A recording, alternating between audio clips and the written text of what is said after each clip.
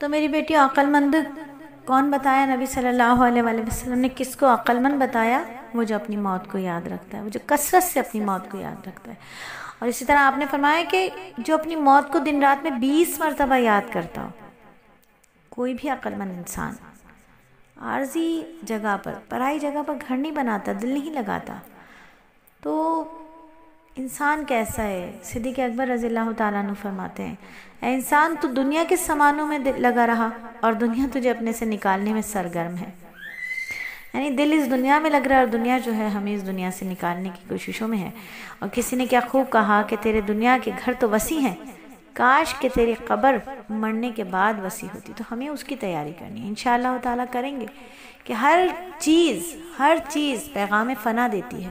نکلنے والا سورج، اگنے والی گھاس، لگنے والی کھیتی، ہر چیز فنا کا سبق دیتی ہے۔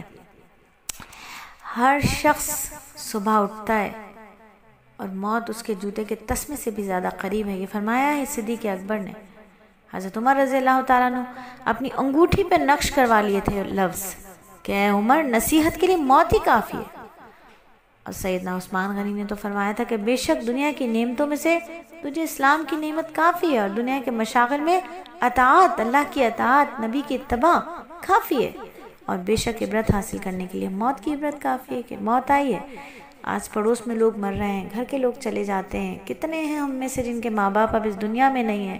وہ جو سمجھتے تھے کہ دنیا ان کے بغیر نہیں چلے گی، اور جو ہم سمجھتے تھے کہ ہم ان کے بغیر نہیں رہ پائیں گے، سب کچھ ویسا کا ویسے ہی چل رہا ہے، اور سم ٹائم ان سے بہت اچھا چل رہا ہوتا ہے۔ تو یہ دنیا ہے اور اسے چھوڑ کر جانا ہے، یہاں دل کیا لگانا؟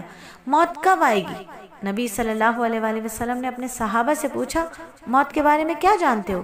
ایک نے عرض کیا، اللہ کے نبی، صبح اٹھتا ہوں تو یقین نہیں ہوتا کہ رات آئے گی یا نہیں آئے گی۔ دوسرے نے کہا، اللہ کے نبی، میں 4 رکعت کی نیت باندھتا ہوں لیکن مجھے یقین نہیں ہوتا کہ 4 رکعتیں مکمل بھی ہوں گی یا نہیں ہوں گی۔ نبی صلی اللہ علیہ وآلہ وسلم نے فرمایا، میرا حال یہ ہے کہ جب میں نماز پڑھ رہا ہوتا ہوں اور ایک طرف سلام پھیروں تو مجھے یقین نہیں ہوتا کہ دوسری طرف بھی سلام پھیر سکوں گا یا نہیں۔ تو یہ میرے نبی کا فرمان ہے۔